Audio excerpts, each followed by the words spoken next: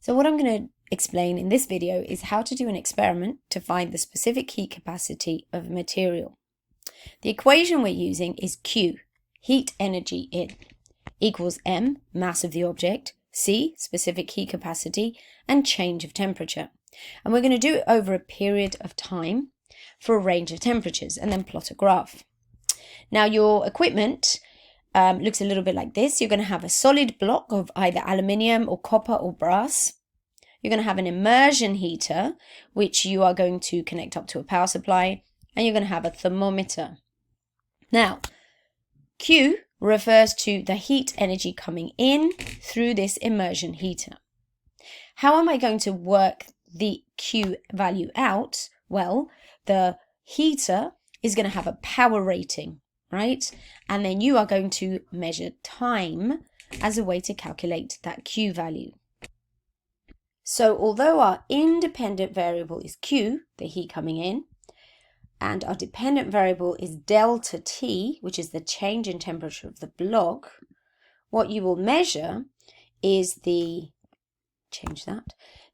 time, right? So your independent variable is Q, but in order to get that value, you're going to measure time and then calculate Q using the power, right? I'll refer you back to this equation. Q equals power times time. And so therefore, your change in temperature, your dependent variable, you will measure the temperature. Okay, so you can be looking at the thermometer and checking the temperature every 30 seconds or so, and then you can calculate your change in temperature, which will give you your results. Now, what do we have? Over a 20-minute period, maybe taking a reading every 30 seconds or so, you need to plot a graph. Now, how do we plot that graph? You put your independent variable always on the x-axis, right? So what we've got here is total energy, which is our Q. And then we've got our change in temperature, which is our dependent variable, which is on the y-axis. Now, we need to analyze this graph in order to give us the specific heat capacity.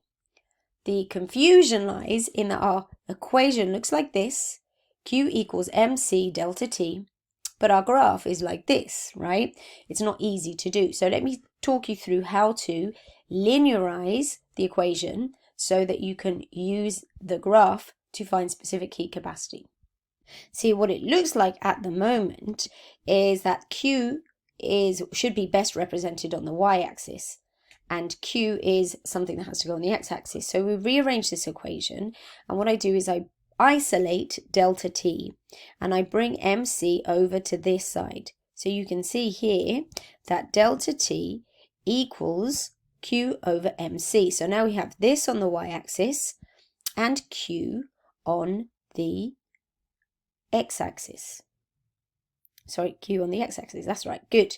Now, what does this leave us with? It leaves us with Q times 1 over MC. That's kind of annoying. What does that mean? So what does 1 over MC give us? Well, this is called linearization, and hopefully you remember.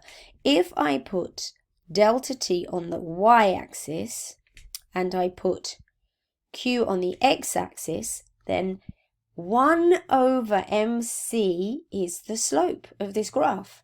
So basically, if I work out the slope of this graph, it would be equal to 1 over MC. Okay, and remember that by M, I mean the mass. It's a bit confusing here because now we've got two M's, haven't we? So the gradient or the slope equals 1 over mass times specific heat capacity. And so if you rearrange that, specific heat capacity of the metal that you tested in the first place should be equal to 1 over the slope, or the gradient, times the mass. Okay, it's important that you take those readings down when you do the experiment. Okay, so that's what I'm interested in. I'm interested in you being able to linearize, explain what you've done with the equation, how you've got it so that the slope is going to give you the specific heat capacity. And then what I need you to do is to compare your value with the real thing. Now, this is a really good experiment to hone in on your evaluation skills, because if you have a real value and you can then compare yours to it and really look at the error analysis. So Show your graphed results. Use the instrumental uncertainty to find maximum lines and minimum lines so that you get a value for your gradient, but then you also get a maximum and minimum value for your gradient, which will give you a maximum and minimum value for your specific heat capacity. Now, what I want you to do then, when you have your maximum and minimum, is to compare it with the real value, depending on the metal you're using. Does your actual value fall in the graphed range? This is when you know that you have some valid results. Now, first question is, if it doesn't, you need to analyze your graph to see if you've got any random or systematic errors. Do your points all fall on the line? If so, there are not many random errors. Do you have an intercept?